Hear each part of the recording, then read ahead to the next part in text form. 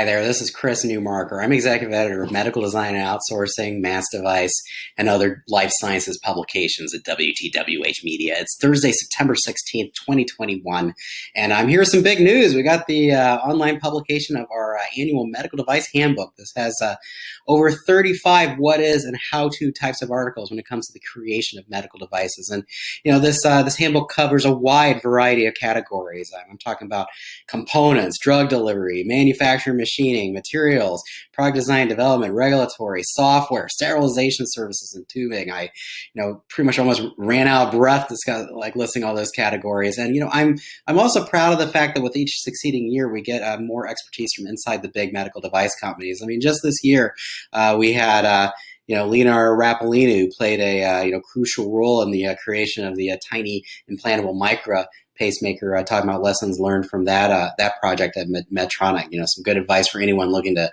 shrink an implantable medical device. We've got Stryker's Naomi Murray detailing lessons learned from Stryker's work to use 3D printing to advance orthopedics. This actually came out of one of our Device Talks Tuesdays webinars.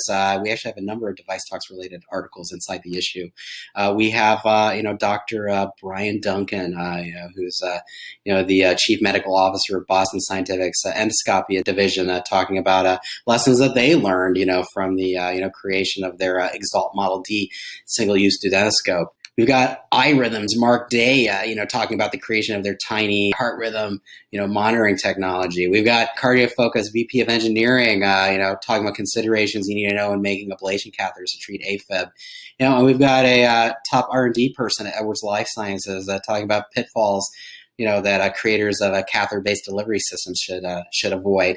And we also, talked to some of the top academic researchers around the country. We've got a really neat innovation out of John Rogers' lab at Northwestern University involving bioresorbable pacemakers. And, we've got researchers at Harvard and MIT and other institutions in Boston who were working on building a better protective mask. And I'd be amiss if I didn't mention that all these articles that we have. We also tap the wide network of contract manufacturers and consultants and suppliers that we have in the industry as well to create this handbook. We have a nice little interactive version of it on MDO called "Making Medical Devices Everything You Need to Know," and you can.